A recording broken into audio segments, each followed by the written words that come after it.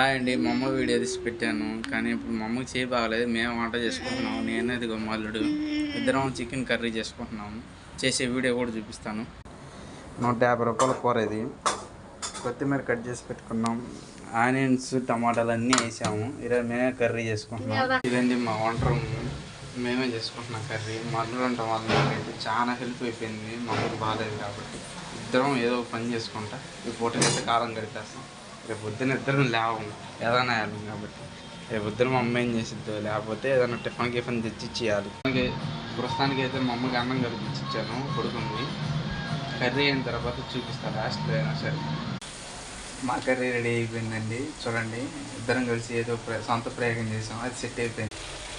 Chicken curry is ready.